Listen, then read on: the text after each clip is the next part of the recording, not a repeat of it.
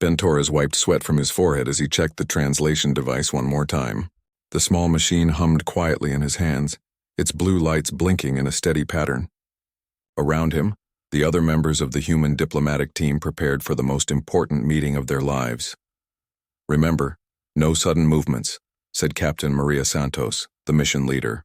"The VEC are very sensitive to sound and motion. Everything we do affects their crystal technology."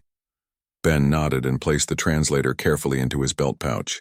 As the team's chief engineer, he understood how the device worked. It converted human speech into harmonic frequencies that the VEC could understand. Without it, communication would be impossible. The ship landed on Jara with a soft thud. Through the windows, Ben saw a world unlike anything he had ever imagined. Massive crystal formations rose from the ground like frozen music. They pulsed with different colors, creating patterns that seemed to dance across the landscape. The air itself seemed to shimmer with invisible energy. "Beautiful," whispered Dr. Ann Kim, the team's scientist. "The entire planet is one giant resonance chamber." Captain Santos opened the airlock. "Stay close and follow my lead. We have one chance to make a good impression." The VEC escort waited outside their ship. Ben had seen pictures, but meeting them in person felt different. They stood 7 feet tall with sleek insect-like bodies covered in smooth, dark carapaces. Their faces were angular, with large compound eyes that reflected light like mirrors. Most striking were the small crystal growths along their necks and arms, which glowed softly as they moved. The leader of the escort stepped forward. When it spoke, its voice created a musical tone that made the nearby crystals respond with gentle light. Ben activated his translator. The device converted the VEC's harmonic speech into words he could understand. "Welcome to Jara, humans. I am Commander Vex. Queen Zira awaits your presence in the Royal Resonance Chamber." Captain Santos bowed slightly. "We are honored by this invitation. We hope our visit will strengthen the friendship between our peoples." The journey to the palace took them through the Crystal City. Ben stared in wonder as they passed buildings that seemed to be grown rather than built. The VEC moved through their city by creating specific tones that activated transport crystals, carrying them along streams of harmonic energy.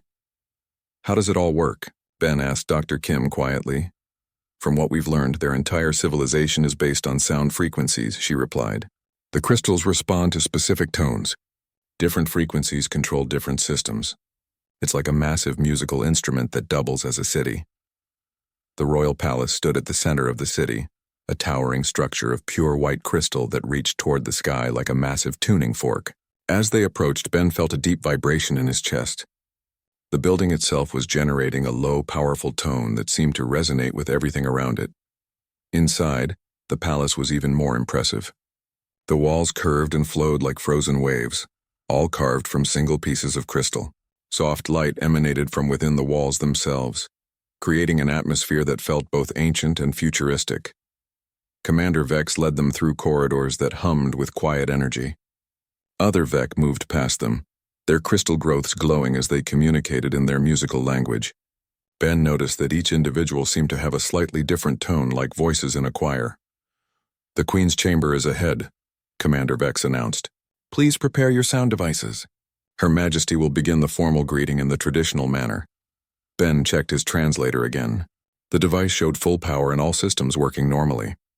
He felt confident about the technology, but nervous about meeting alien royalty. The doors to the Royal Resonance Chamber opened with a sound like singing glass. Ben gasped at what he saw inside. The chamber was enormous, its domed ceiling disappearing into shadows above. Every surface was covered in crystals of different sizes and colors. They created a symphony of light and sound that filled the space with incredible beauty. At the center of the room, on a throne carved from a single massive crystal, sat Queen Zira. She was larger than the other VEC, with a more elaborate carapace that seemed to shimmer with its own inner light. The crystal growths on her body were more numerous and complex, creating intricate patterns that pulsed with different colors. When she moved, every crystal in the chamber responded, creating waves of light that flowed across the walls. Captain Santos stepped forward and bowed deeply. "Your Majesty, we bring greetings from Earth and hope for friendship between our worlds." Ben activated his translator and heard the captain's words converted into the harmonic language of the VEC. "Queen." Zira's response came as a complex melody that made the entire chamber ring like a bell. The translator converted her words. Welcome, children of the distant star. We have waited long to meet those who travel between worlds without the gift of crystal song. Tell us of your people and your ways.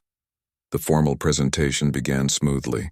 Captain Santos spoke about Earth's history and culture, while Dr. Kim explained human science and technology. The Vec listened with obvious interest, their crystal growths glowing brighter during particularly fascinating parts of the presentation. Ben monitored the translation device, making small adjustments to keep the conversion accurate. Everything was going perfectly until Dr. Kim began explaining human music. Unlike your harmonic communication, human music is based on emotional expression rather than precise frequency control. Dr. Kim said, we use variations in tone and rhythm to convey feelings and ideas. As the translator converted these words, Ben noticed something strange. The device's readings were fluctuating more than usual. The power levels kept jumping up and down, and the frequency output was becoming unstable. He frowned and opened the device to check the internal components. What he saw made his heart sink. One of the main processing crystals had developed a crack, probably from the stress of converting such complex concepts. The device was failing.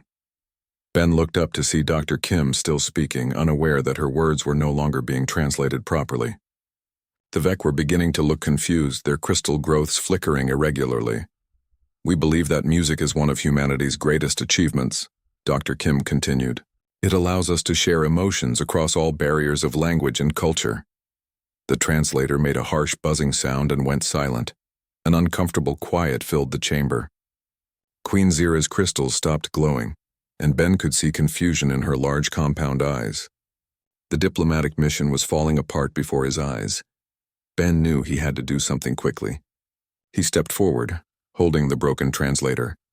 Your Majesty, our device has malfunctioned. Please forgive this interruption. But his words came out only in English, meaningless to the Vec. Queen Zira tilted her head and the other Vec began to move restlessly.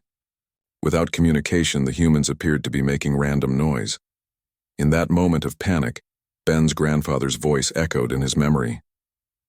The old man had been a maintenance worker in the mining stations of Mars, and he always hummed while he worked.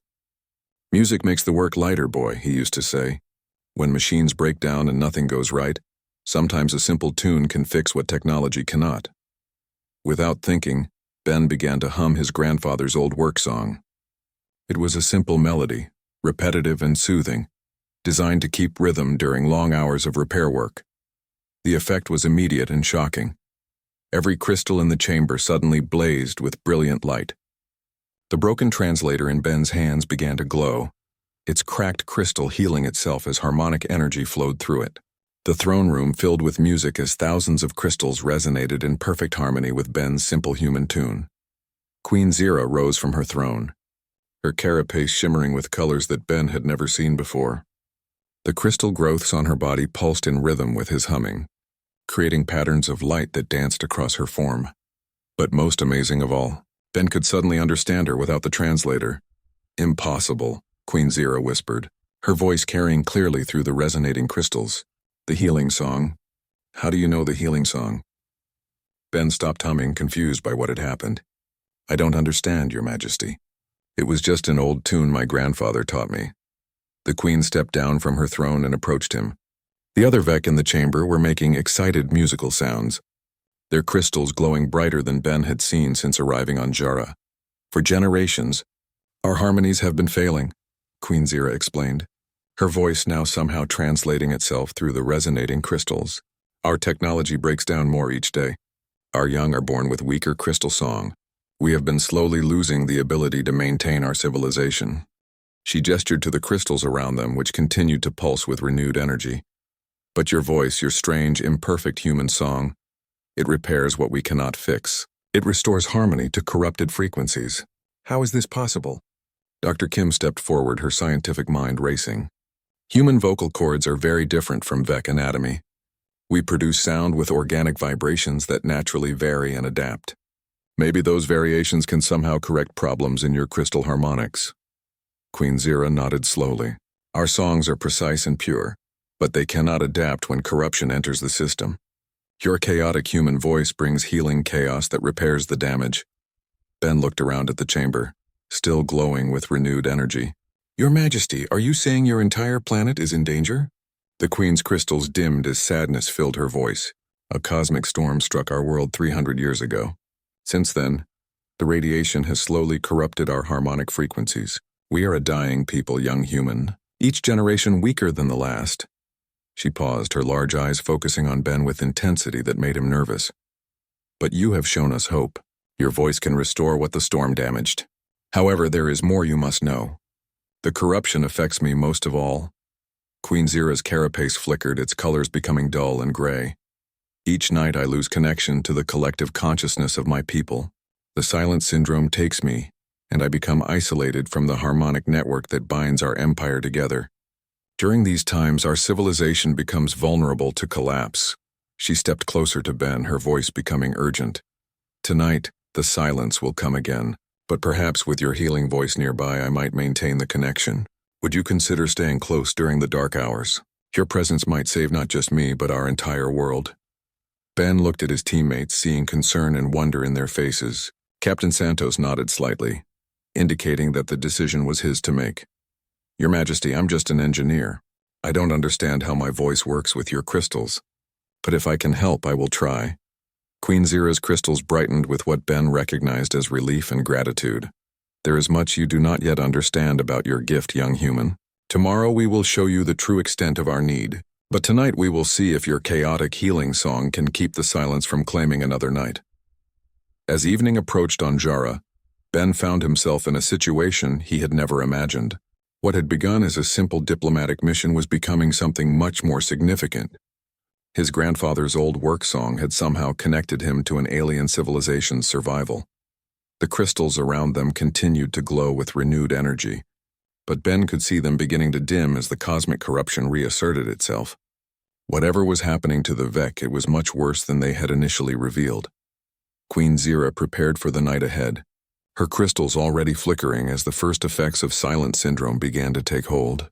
Ben realized that the next few hours would determine not just the success of their diplomatic mission, but potentially the fate of an entire world. As the alien sun set over the crystal city of Jara, Ben prepared to discover just how far his simple human voice could reach into the vast complexity of an alien civilization's survival. The royal chamber had been transformed for the night. Soft crystal formations created a gentle glow around the room, while larger resonant stones hummed quietly in the corners. Ben sat in a chair made from grown crystal, positioned near Queen Zira's resting platform. The silence begins soon, Queen Zira explained, her voice already showing signs of strain. When it takes hold, I will lose all connection to my people. The harmonic network that binds our empire will weaken. If this continues night after night, our civilization will eventually collapse. Ben watched as the Queen's crystal growths began to flicker irregularly. The steady glow that had defined her presence was becoming unstable, like a candle flame in the wind. What should I do? Ben asked. Simply be here. Hum your grandfather's song if you feel moved to do so. Your human voice creates frequencies that seem to strengthen our failing harmonics.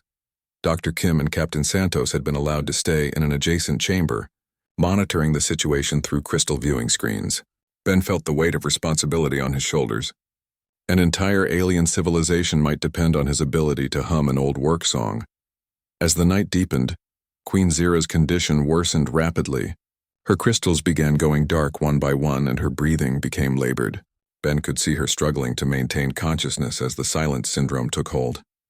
Without thinking, he began to hum his grandfather's melody. The effect was immediate. The Queen's crystals flickered back to life, their colors becoming stronger and more vibrant. Her breathing eased and the tension left her body. Better, she whispered.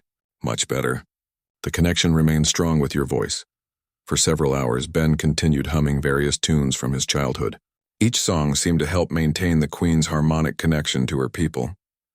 He found that slower, more repetitive melodies worked best, creating steady frequencies that supported the failing Vec harmonics. During a quiet moment, Queen Zira spoke softly. You do not realize what you have done tonight, young human. For the first time in months, I can feel the dreams of my people. The collective consciousness flows through me clearly. Your voice has given me back my connection to the Empire. Ben felt a strange sensation, as if the crystals around him were responding to emotions as well as sound. "Your Majesty, this can't be a permanent solution. I'm just one person and I have to return to my own people eventually."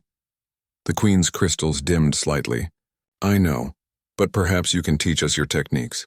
Show us how to modify our own voices to create the healing frequencies."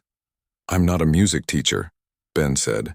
"I'm an engineer, but maybe we can figure out the science behind what's happening." As dawn approached, Ben noticed something troubling. While the Queen remained stable, the effort of maintaining the harmonic field was exhausting him. His throat felt strained and his energy was depleting rapidly. This solution might help temporarily, but it was not sustainable long-term. The morning brought new challenges. Word of Ben's abilities had spread throughout the Crystal City during the night. When he emerged from the royal chamber, he found crowds of Vec gathered outside the palace. Their excited musical communications created a symphony of hope and desperation. Commander Vex approached Captain Santos with obvious concern. "The news of your engineer's gift has reached every corner of our world. Many see him as our salvation, but others view his presence as a threat to our natural order." "What kind of threat?" Captain Santos asked. "Some believe that relying on alien assistance will weaken our own abilities further. They fear becoming permanently dependent on human aid. A faction led by General Moore has begun organizing protests against your continued presence." Dr. Kim joined the conversation. "That's actually a valid concern. If the Vec become dependent on human voices, they might lose their motivation to develop their own solutions." Ben overheard the discussion as he walked toward them. "Maybe we're approaching this wrong. Instead of me providing constant aid, what if I could teach the Vec to modify their own vocal techniques?" Queen Zira emerged from the palace, her crystals glowing brightly after the successful night. "Young human, your suggestion has merit. But our vocal anatomy is very different from yours. We produce pure tones through specialized crystal chambers in our throats. We cannot create the chaotic variations that make your voice so effective." "Maybe not," Ben said, "but we could modify your technology to incorporate those variations artificially." Dr. Kim's eyes lit up with scientific excitement. "Ben, you might be onto something. If we could analyze the frequency patterns you create and find a way to replicate them through Vec crystal technology."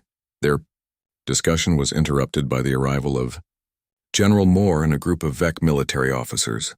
The general was larger than most Vec, with battle-scarred carapace and crystals that glowed with aggressive red light. "Your Majesty," General Moore said, his voice creating harsh harmonics that made nearby crystals vibrate uncomfortably. "This dependence on alien aid is unacceptable.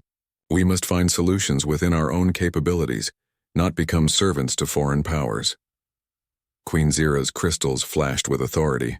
"General, you speak without understanding. This human has shown us possibilities we never considered. His aid is freely given, not demanded as tribute." "Today freely given, tomorrow demanded as payment," General Moore replied. "What happens when they require concessions from our empire in exchange for continued assistance? What happens when they leave and we can no longer maintain the harmonic network without them?" Ben stepped forward, recognizing the legitimate concerns behind the general's aggression. "General Moore, you're right to be worried about dependency. That's exactly why we need to develop a solution that empowers your people, not creates reliance on ours." The general's crystals shifted to a less aggressive color. "Explain." "My voice works because it creates natural variations and imperfections that somehow repair your corrupted frequencies. But instead of relying on my voice, what if we could teach your technology to create those same healing variations?" Dr. Kim added. "We could develop hybrid systems that combine Vec crystal precision with human-inspired frequency chaos. Your people would control the technology completely." General Moore considered this proposal. "Such a solution would preserve our independence while utilizing your insights. This has merit. But how do we know it will work?" Queen Zira stepped forward. "We test it. Give our human friends access to our crystal laboratories. Let them work with our scientists to develop these new techniques. If they succeed, we gain freedom from both the corruption and dependency. If they fail, we lose nothing but time." Over the following days, Ben worked closely with Vec crystal engineers in their underground laboratories. The technology was far more sophisticated than anything on Earth, but the principles were surprisingly similar to acoustic engineering concepts he understood.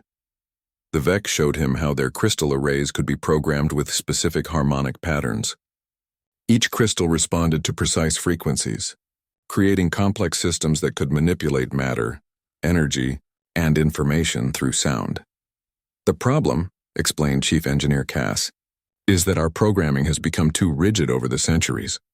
We eliminated variations and imperfections to achieve maximum efficiency, but this rigidity makes our systems vulnerable to the cosmic corruption. Ben studied the crystal arrays, noting how they were arranged in perfect geometric patterns. What if we intentionally introduce controlled chaos into the system? Random variations that could adapt to changing conditions? Controlled chaos is a contradiction, Cass replied. How can chaos be controlled? By setting parameters for the randomness, Ben explained. Like improvisation in human music, jazz musicians follow basic rules but create spontaneous variations within those rules. The chaos has structure, but enough freedom to adapt. Working together, they began modifying crystal arrays to include improvisation chambers, small crystals programmed to introduce random frequency variations within specified ranges. The first tests were failures, creating discordant noise that made the other crystals malfunction. But gradually, they found the right balance. By analyzing recordings of Ben's voice, they identified the specific types of variations that promoted healing. They programmed the improvisation chambers to replicate these patterns, creating crystal systems that could adapt and self-repair. The breakthrough came when they tested the modified arrays on corrupted crystal samples. The new systems not only repaired the damage but prevented new corruption from taking hold. The healing frequencies created by controlled chaos were actually more effective than Ben's voice alone. Remarkable, Queen Zira said when she saw the results. You have taught our crystals to sing with human spontaneity while maintaining VEC precision. But their success attracted unwanted attention. As word spread of the new technology, rebel factions within the Empire began planning to seize it for themselves. General Moore received intelligence that external enemies were also preparing to invade, hoping to capture the healing technology for their own dying worlds. We have perhaps days before multiple forces converge on Jara, General Moore warned during an emergency meeting. This technology must be protected, but more importantly, it must be implemented quickly enough to strengthen our defenses. Ben realized that their solution needed to work on a planetary scale, not just in laboratory conditions. How quickly can you manufacture and deploy the modified crystal arrays? Chief Engineer Cass calculated rapidly. With our current production capabilities, it would take months to replace even a significant portion of our infrastructure. We don't have months, Captain Santos said grimly. According to our orbital sensors, at least 3 different fleets are approaching Jara. Ben felt the pressure of an entire civilization's survival weighing on his shoulders. Then he remembered something his grandfather used to say about mining operations. When you need to move a mountain, boy, you don't carry it one rock at a time. You teach the mountain to move itself. What if we don't replace your existing systems? Ben suggested. What if we modify them to self-upgrade? Dr. Kim caught on immediately. A cascade effect. We modify key crystal nodes to broadcast the new healing frequencies. Those frequencies would gradually repair and upgrade other crystals they come into contact with. Like a virus, Queen Zira said, but one that heals instead of corrupts. Working through the night, the combined human and VEC teams developed a cascade program. They identified the major harmonic nodes throughout the planet's crystal network, the central points that coordinated local systems. By upgrading these nodes with the new improvisation technology, they could create expanding waves of healing frequencies that would gradually repair the entire planetary infrastructure. The first test was scheduled for dawn, just as enemy scouts were detected entering the outer system. Ben found himself once again in the Royal Resonance Chamber, but this time connected to massive crystal arrays that would amplify his voice across the entire planet. Remember, Chief Engineer Cass instructed, you only need to provide the initial pattern. Once the cascade begins, the modified crystals will sustain and spread the healing frequencies on their own. Ben took a deep breath and began to hum his grandfather's work song. But this time, he also incorporated techniques he had learned from the VEC, pure tones that resonated with the crystal matrix. The combination of human chaos and VEC precision created something entirely new. The effect was visible from orbit. Waves of light spread across the planet's surface as corrupted crystal formations restored themselves to full function. Ancient technology that had been dormant for centuries suddenly blazed back to life. The planetary defense systems, long thought permanently damaged, activated and began tracking the approaching enemy fleets.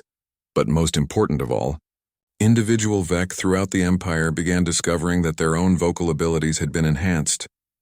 The healing frequencies had repaired damage to their biological crystal structures, restoring harmonic capabilities that some had thought lost forever. Queen Zira's voice rang out across the planet through the restored crystal network. People of Jara, the corruption that has plagued us for generations has been healed.